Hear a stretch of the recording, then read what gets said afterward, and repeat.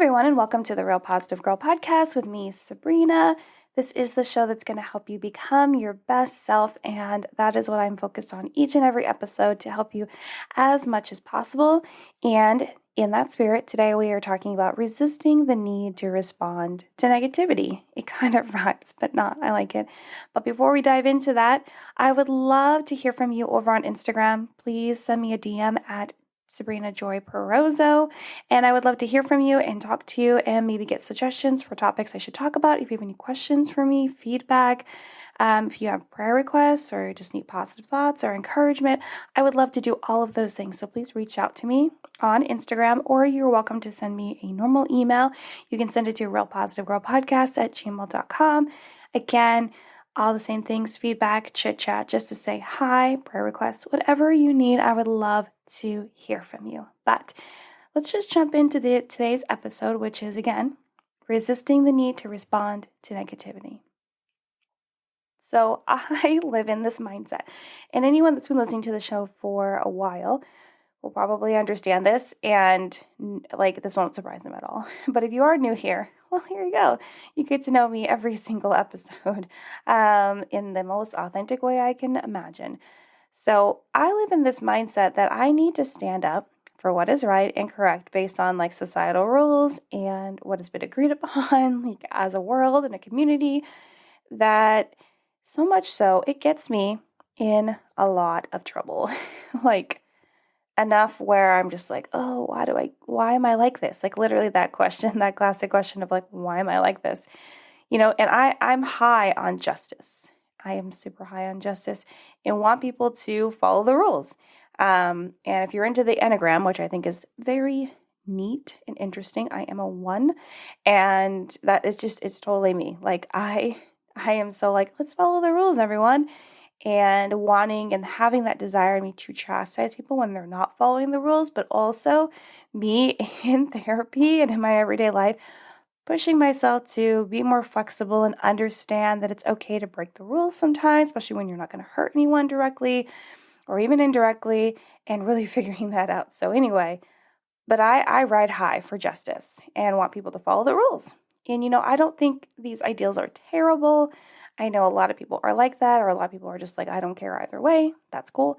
But it's when I try to tell someone that they didn't make the right choice where things get tough, where the trouble starts to creep out, because I'm out here hey, that might not have been the best choice, and I don't do it rudely or even all the time.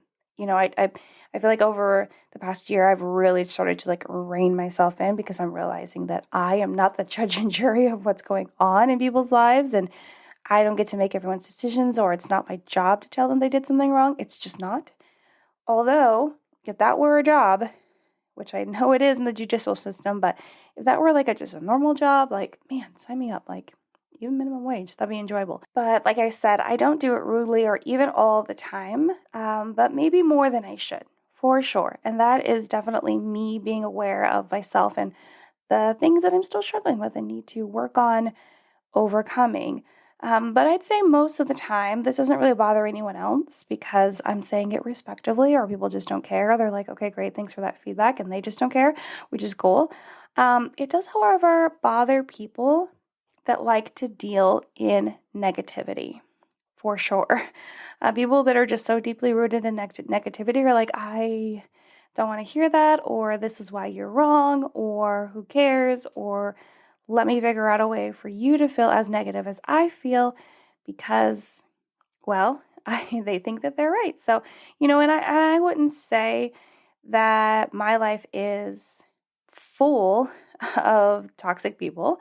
And this is something that we should all evaluate in our lives on the regular, I believe, because I feel those people in our lives that just aren't there to help or really be a light or be supportive, they can just creep on in without us realizing it. And then it'll just hit us in the face someday. And so I think it's good to be vigilant and to be okay, and what level of relationship you need to have with the different people in your life, because some people can definitely be so close and draw near to you, and then other people need to be a whole a whole arm's length away, and then other people are let's double down on that 6 foot rule, right?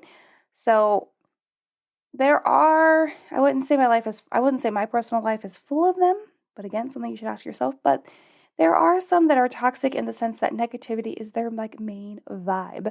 That is the mood that they're living in, day out, because number one, negativity is so easy to fall into. It's so easy to lean into as opposed to, you know, pushing yourself to be negative or really having to pull up your pants and understand that this is going to be okay, or you're going to make it through, and believe and have hope and faith that you just continue to push through those trials and those troubles and those really, really hard seasons, because those things, when you look back, you'll realize like how much stronger you'll become. You will learn so much in that time, even though you're like, I don't want to learn anything. I get it. But it can be so good. That's why we can't give up. We have to like continue to push through. But in my life, there are some people that they don't care about that, And I believe that I am in those people's lives for a reason. I truly believe that. And I know that some of you out there believe that too. You are in their life for a reason, to be positive in their life or stable or whatever it may be. But it can become extremely difficult to keep being a light in their lives when it's the same attitude all the time. No change. There's those people out there that know that they're negative and they have no regard for wanting to change or even think about how much better their life could be by not leaning into negativity as much. And, you can't convince or make someone change if they don't want to or aren't ready to. So the only thing you can do is find a way to not get caught in their web of negativity. Negativity is, I want to illustrate it in a way that it is a web, because you can creep closer to the web and be interested and be like, what's going on here? Wait, why are you saying these things? Or why do you think these things? And if you get too close, you'll get stuck and you'll get wrapped up in it. It'll be so hard for you to get out because there's someone else there, like continuing to encourage you that, oh yeah, negativity, that's the way to go. It's so easy to lean into. It's so easy to like put all your excuses on that. Oh, it's awful. Another illustration that I saw when I was doing research for this episode was talking about how not getting like hooked in, like as if you were out fishing and you got like reeled in on the line, like you took the bait of someone with negativity that was spouting it all the time. And we're kind of like starting to believe what they said, or, start to rationalize, or feel like you're understanding why they are so negative to a level where you're like, I think I kind of like get that.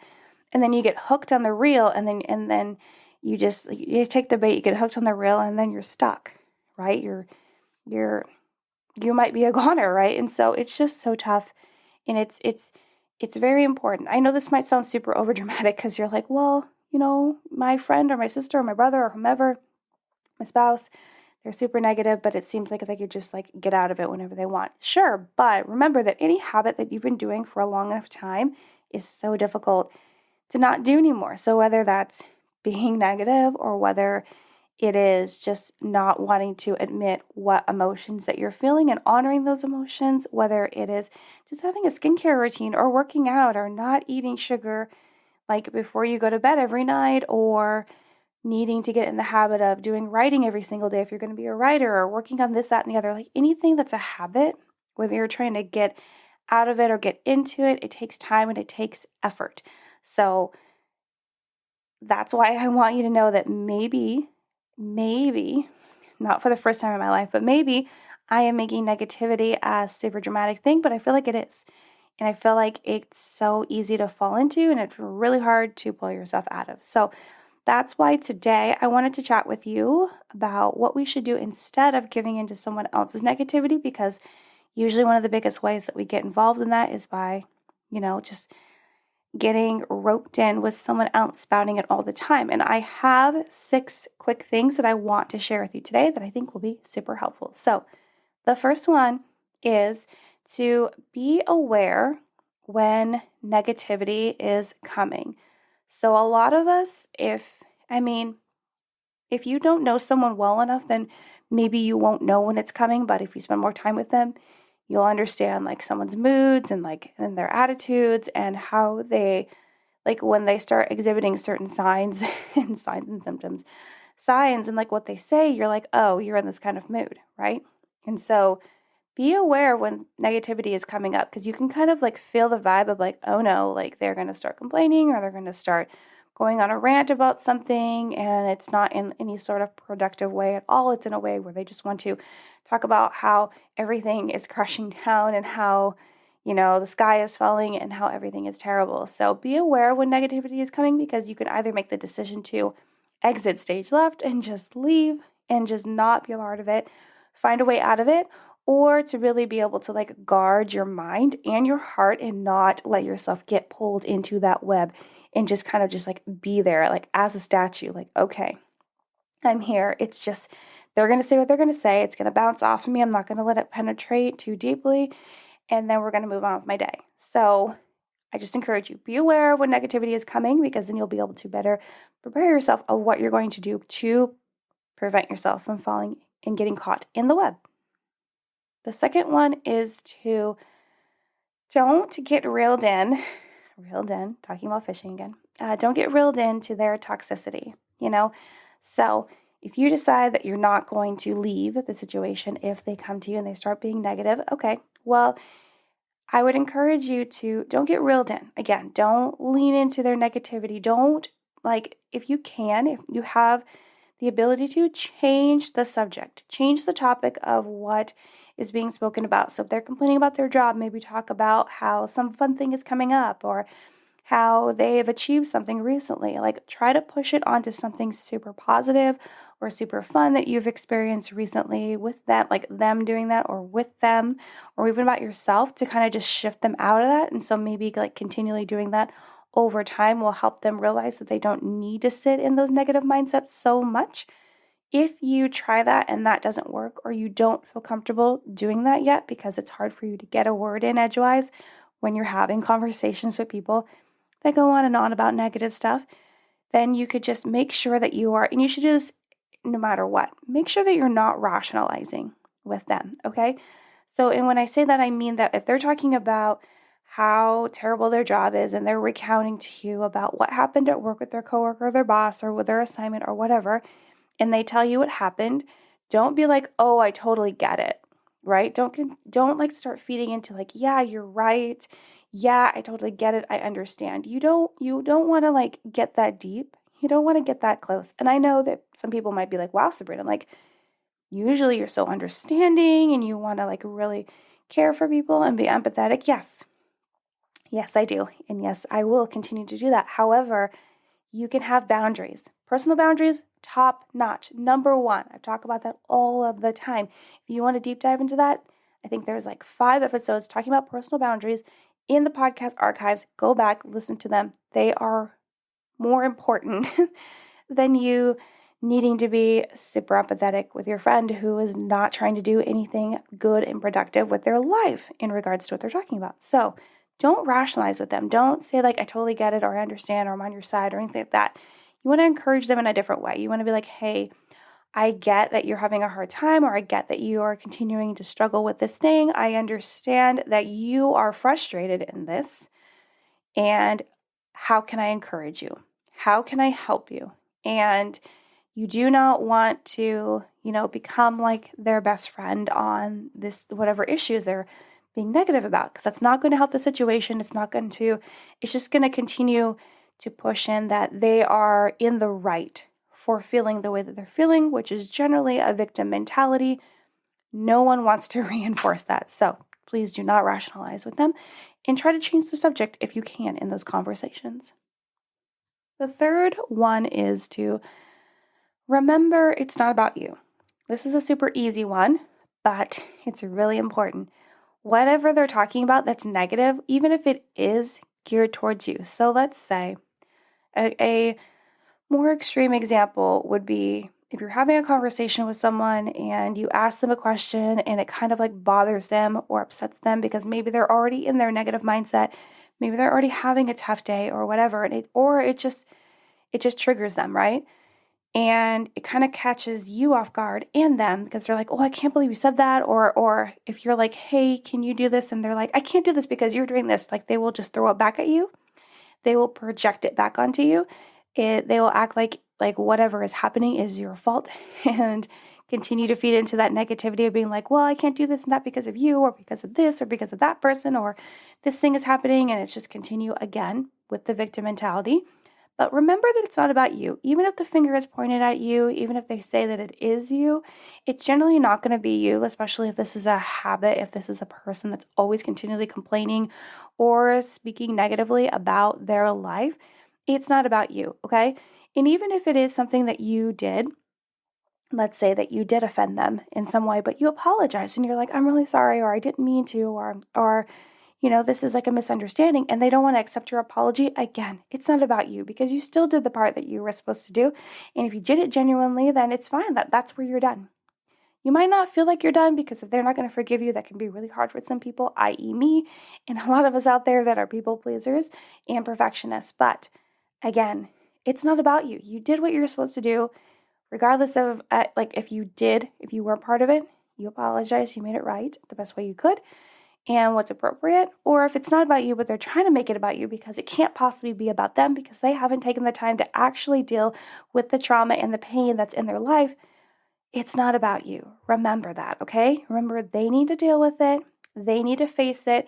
If you find yourself in a situation where they are continually blaming you, you need to excuse yourself from that situation. You don't want to get in an argument or a fight with them that will just they'll try to pull you into their web of negativity. And you don't want to get spun up in that. You don't want to get caught up in that.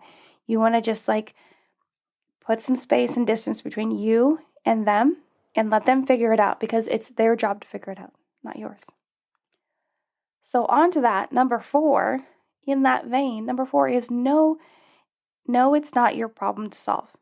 And when I say no, I don't mean N-O, I mean K-N-O-W. Because you need to know that it's not your problem to solve. But I think it would be super dramatic to be like, no, it's not your problem to solve. Regardless, it's not your problem to solve.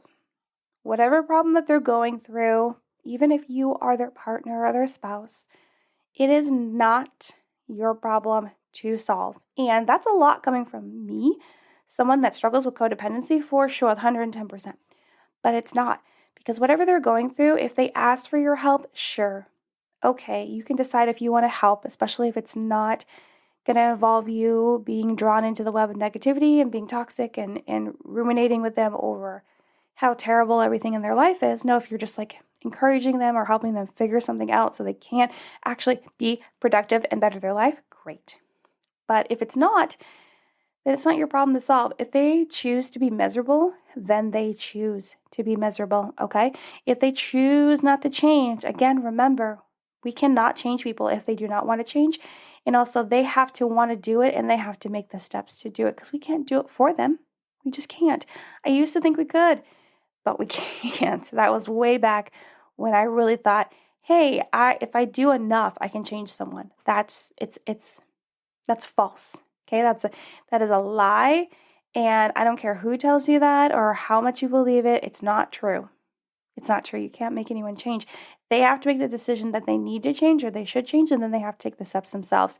We cannot do it for them. But again, no, it's not your problem. It is not your problem to solve. They have to solve their own problems. They have to figure it out. They have to reach out for help. You can maybe offer it a little bit, but again, they have to accept it. They have to want to go along with it. They got to do it, okay?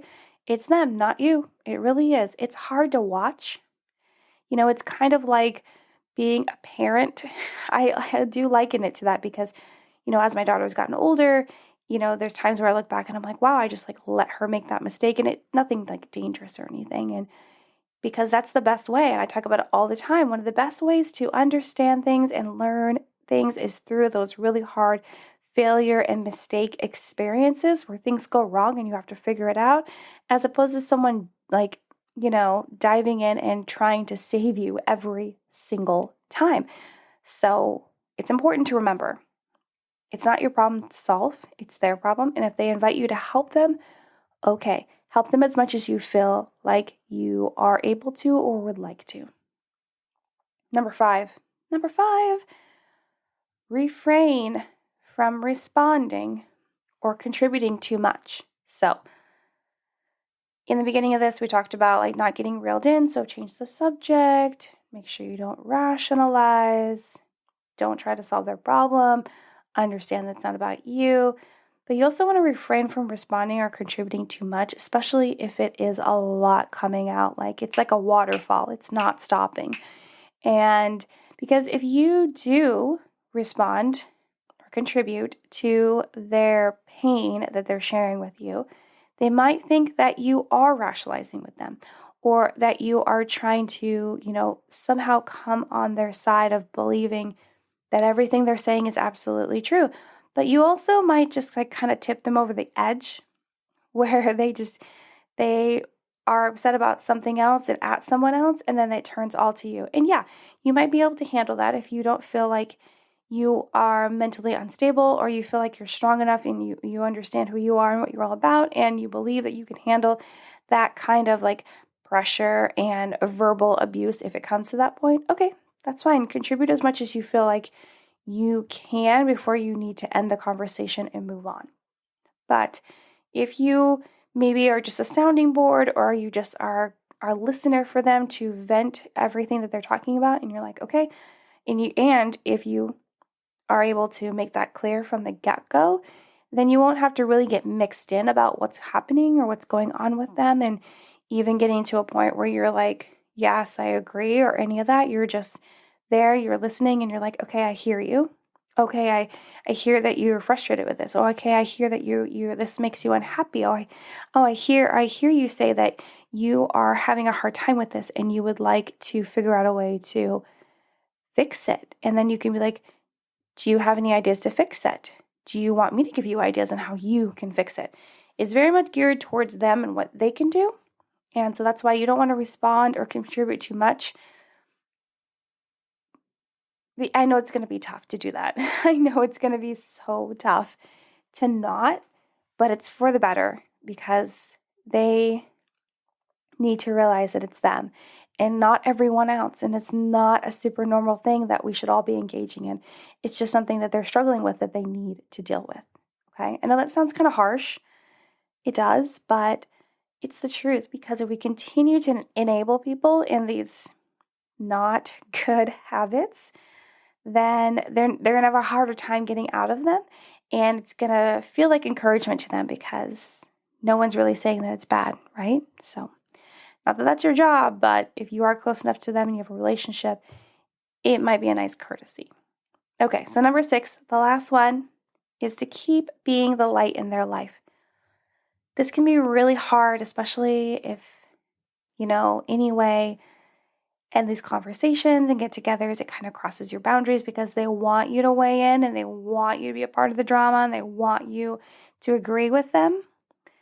But try to be a light in their life as much as possible. Try to still encourage them or ask them if they want encouragement. Pray for them if you are comfortable with that. And continue to tell them your positive experiences or even your tough ones, but how you found a positive way to get through it or how you were able to push through those struggles and those really tough seasons and how maybe it wasn't easy, but you were able to keep your eye on the prize and keep hope and faith alive and not lean into negativity because you know that that would definitely not help. So continue to be a light in their life because that will be so helpful and crucial. But as I close this out, there will be times, I want you to know this, because number 6 definitely is keeping the light in their life, and I think that's like the best thing that you can do, but there will be times you need to end relationships with people for your own personal health and boundaries. And that is perfectly fine. I want you to know it's perfectly fine. And don't let anyone tell you different. Just because you decide that it's too much for you, and even if it's just like a pause or if it's an official end to that relationship, whether it's a friendship or a relationship with your family, that's really tough, your friends, whomever, mentors, people at work, you have to do what's best for you. That sounds selfish, but it's not, because if we don't take care of ourselves first, we have no business or time or ability to really take care of anyone else well, and we'll continue to deplete ourselves and then be worth nothing to anyone, even ourselves. So it's important that you understand keeping a light in their life, but that is just impossible for you right now because it drains you to the core, then take a step back and really can reconsider what you should actually do that's best for you. But that's it, everyone. So thank you so much for listening to the Real Positive Girl podcast. Again, with me, Sabrina. I would love to hear from you guys because I appreciate you listening, downloading, sharing the show. You're amazing. Hit me up on Instagram at Sabrina Joy Perozzo. Can't wait to hear from you and say hi to you, become friends online, or send me an email, or both. Send me an email to realpositivegirlpodcast@gmail.com. I would love to get back to you. Give me like a few days for that because I do check it at least every week, sometimes twice a week, but sometimes I can get a couple days behind, so forgive me if that happens. But thank you so much again for listening. You guys are amazing. Don't forget, I do take suggestions for what to talk about on the show that would help you best. So if there's a topic that you're struggling with and you think that I'd be able to help you by breaking it down for everyone that listens, please let me know. But, thank you so much. Until next time, have a good one, and I'll see you all next time. Bye, guys.